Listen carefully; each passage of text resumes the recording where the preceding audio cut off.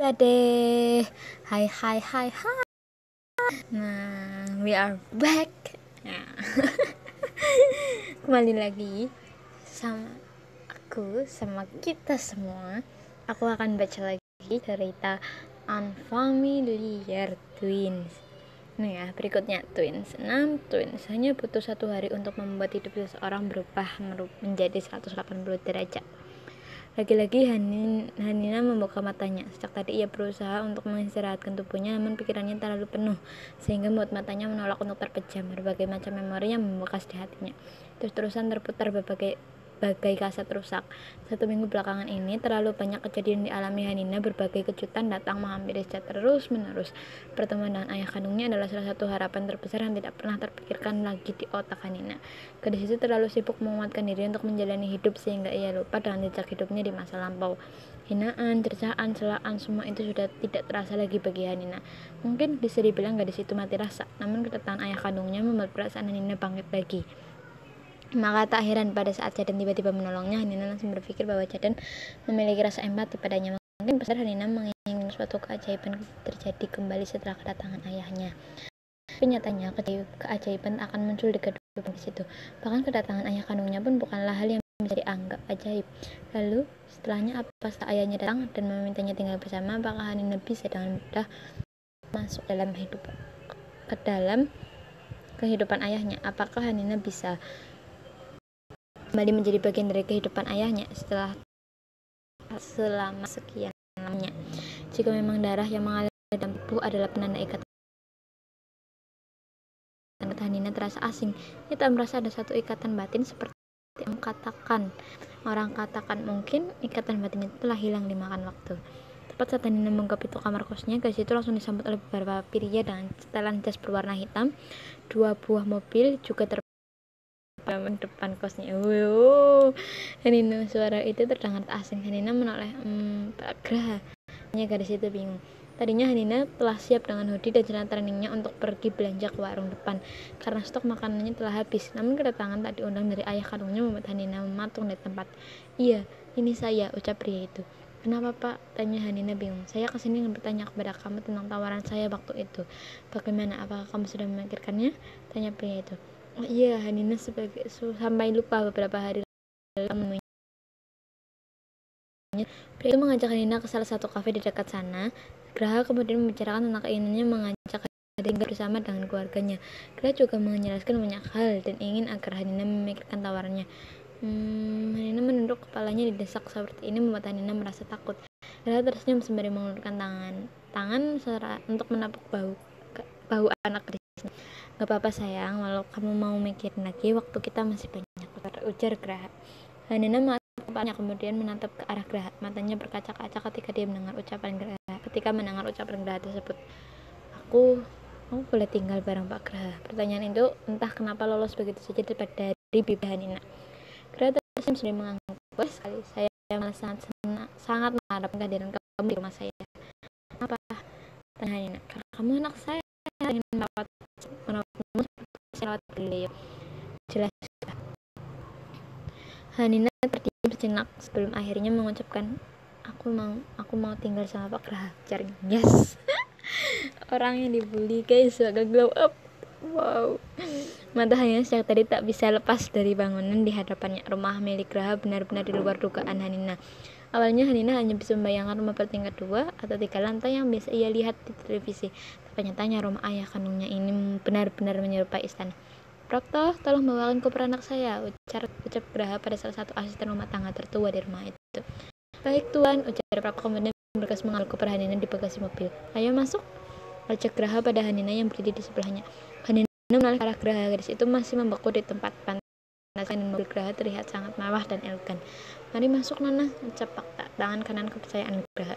Hanina pun mengangguk kikuk sembari berjalan mengekori Graha. Baru saja mereka menginjak lantai depan itu, pintu utama, seorang wanita telah berdiri di depan pintu tersebut dengan wajah terlihat bahagia. Wanita itu segera berjalan mendekati Graha. Itu Hanina, tanya Matia dengan sorot berbinar. mata berbinar. Tersenyum ke arah istrinya, kemudian mengangguk pelan. Iya, dia kembaran Galileo yang sering aku ceritakan, ucap Graham. Matia tersenyum menatap ke arah Hanina sambil tersenyum lembut. Wanita itu kemudian berjalan pelan mendekati Hanina, tangannya terulur untuk memegang kedua bahu gadis itu. Saya pernah lihat kamu dari foto dan saya tidak menyangka akan bisa melihat kamu secara langsung, ucap Matia. Wanita itu mengelus lembut pipi Hanina. Perkenalkan, istri dari ayah kamu, Matia. Kamu bisa anggap saya seperti mama kandung kamu sendiri. Hanina lagi-lagi memaku di tempat. Ia masih belum bisa mencerna semua ini. Yang bisa dilakukan hanya tersenyum, kemudian mengangguk pelan. Secara tiba-tiba Matia memeluk tubuh Hanina. Kami benar-benar menunggu kedatangan kamu, Hana.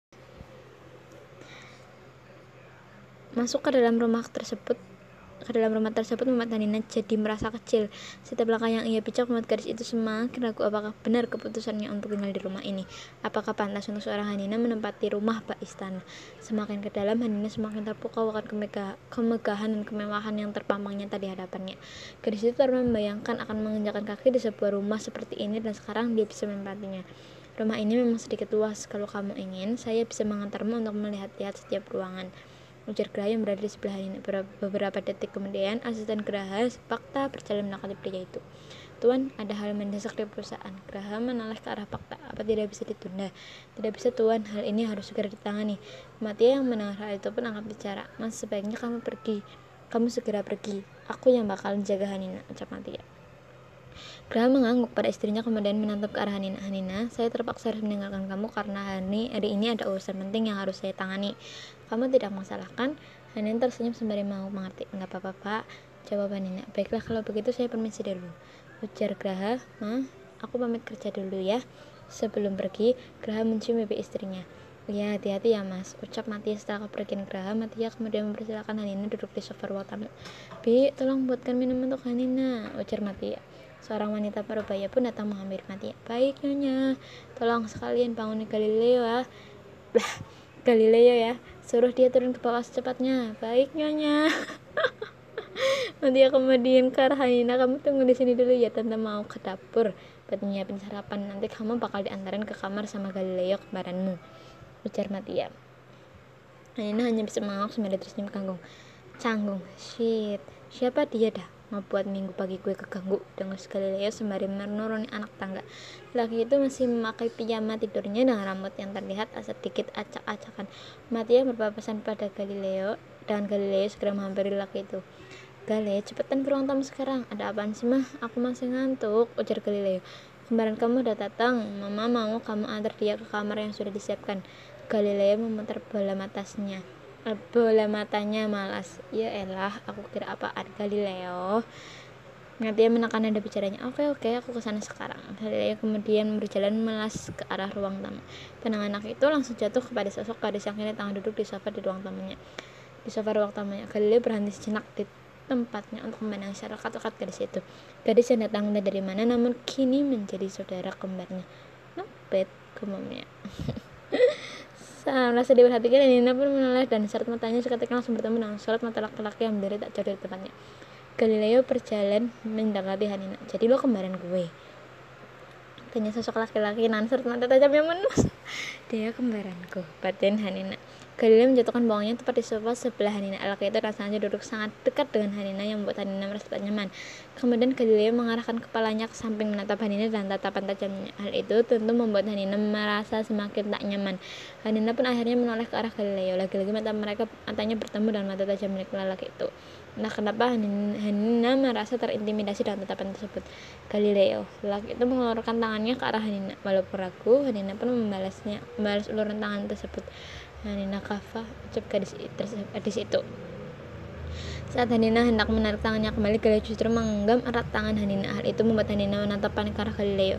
Galileo tersenyum miring, kemudian dengan jahil ia menarik tangan Hanina. Hanina sehingga tubuh gadis itu jatuh ke atasnya. Nice to meet you, my new teen. Sebab cepat tiba-tiba mendarat di pihak kiri Hanina. Wah, gimana? Apa kabar hati, jantung, dan jiwa kalian? Semoga baik-baik saja ya guys. Nah, aku mau kalian juga tinggalin jejaknya dong, yang baik hati dan tidak sombong ya. Oke. See you next time. Love you all.